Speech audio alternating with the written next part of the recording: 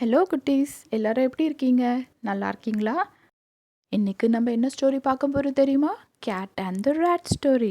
ஸ்டோரிக்குள்ள போறதுக்கு முன்னாடி சேனலுக்கு ஒரு லைக் கொடுத்துக்கோங்க, சேனலை சப்ஸ்கிரைப் பண்ணிக்கோங்க, பார்த்ததுக்கப்புறம் உங்கள் ஃப்ரெண்ட்ஸ்க்கும் ஷேர் பண்ணிக்கோங்க, பெல் பட்டனையும் ப்ரெஸ் பண்ணிக்கோங்க. வாங்க ஸ்டோரிக்குள்ள போகலாம். ஒரு வீட்டில் அழகான க்யூட்டான ஒரு பூசி கேட் இருந்தது.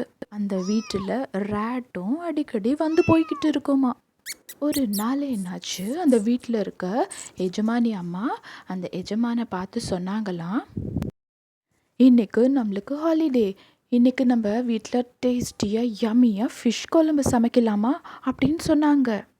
அதுக்கு எஜமான் ஐயா சொன்னாரா, சரி நம்ம மார்க்கெட்டுக்கு போய் தேவையான பொருட்கள் எல்லாம் வாங்கிட்டு வரலான்னு. 2 பேரும் மார்க்கெட்டுக்கு போய் சமையலுக்கு தேவையான எல்லா பொருட்களும் வாங்கிட்டு வந்துட்டாங்க. ஆனால் பசங்களா, மீன் குழம்பு வைக்கிறதுக்கு மீன் தானே ரொம்ப அவசியம். அவங்களே தூண்டில் போட்டு வலை போட்டு மீன் பிடிக்கிறதுக்காக கடலுக்கு போயிட்டு இருக்காங்க. ஃப்ரெஷ்ஷாக மீன் பிடிச்சிட்டு வந்துட்டு நல்லா டேஸ்ட்டாக சமைச்சு சாப்பிட்லான்னு சொல்லி கிளம்பிட்டாரு.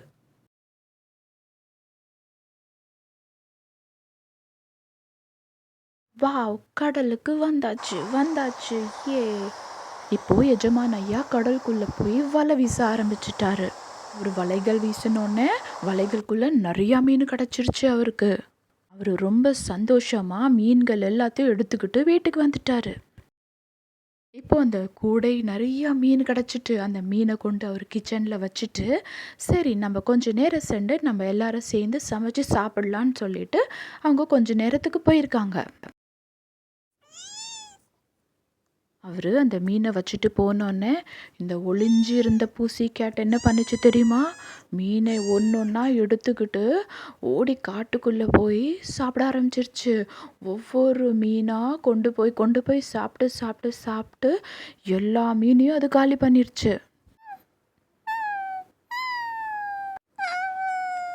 அவர் எவ்வளோ கஷ்டப்பட்டு அந்த வலையை வீசி நாள் முழுவதும் பிரயாசப்பட்டு அந்த மீனை பிடிச்சிட்டு வந்தார்ல அவர் எஜமான் ஐயா. ஆனால் பாருங்களேன், பூனை எல்லாத்தையும் ஒளிஞ்சு இருந்து கவனித்து பார்த்துட்டு அந்த மீன்களை அவர் வீட்டுக்குள்ளே இருந்து ஒன்று ஒன்றா எடுத்துகிட்டு வந்து காட்டில் வச்சு எல்லாத்தையும் சாப்பிட்டு அவர் கஷ்டப்பட்டு பிடிச்சிட்டு வந்த எல்லா மீனையும் சாப்பிட்டு முடிச்சிருச்சு. பாருங்க பசங்களா, அந்த பூசி கேட்டில் ஒரு மீனை கூட விட்டு வைக்காம அந்த கூடையில் இருக்க எல்லா மீனையும் கொண்டு வந்து சாப்பிட்டு காலி பண்ணிடுச்சு. பாருங்க, எம்டி பாஸ்கெட்.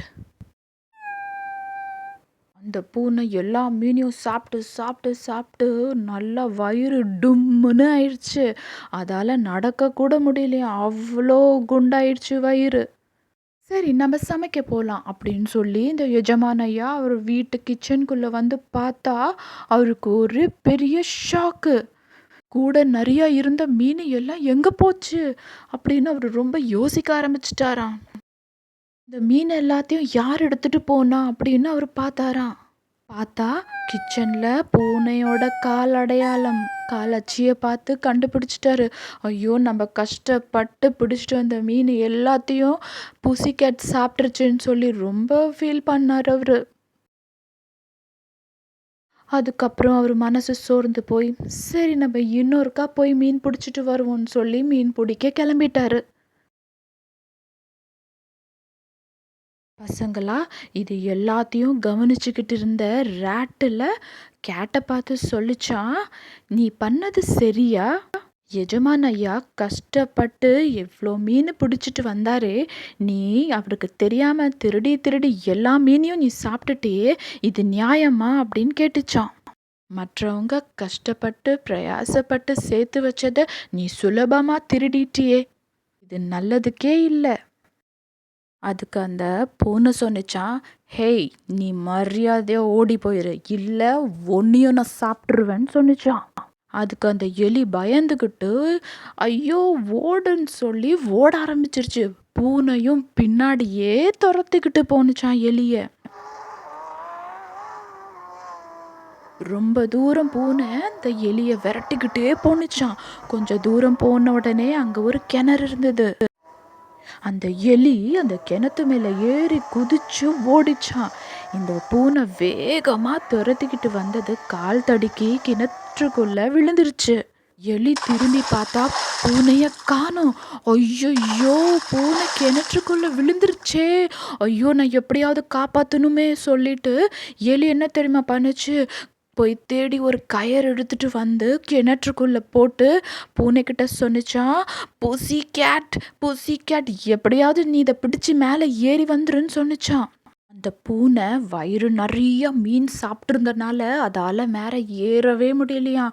ரொம்ப கஷ்டப்பட்டு ரொம்ப நேரத்துக்கு அப்புறம் மேலே ஏறி வந்துடுச்சு.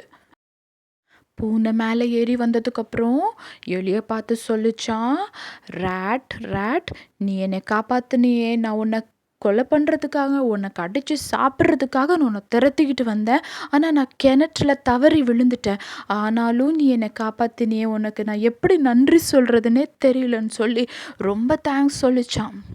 உன்னோட ஜீவனை பறிக்க வந்தேன், ஆனால் நீ அதை பொருட்படுத்தாமல் என்னோட ஜீவனை நீ காப்பாற்றினியே, ரொம்ப நன்றி அப்படின்னு சொல்லி பூனை தன்னோட தவறுகளை உணர்ந்து மனமாறிடுச்சான். பசங்களா, இந்த கதையிலிருந்து உங்களுக்கு என்ன புரிஞ்சுது?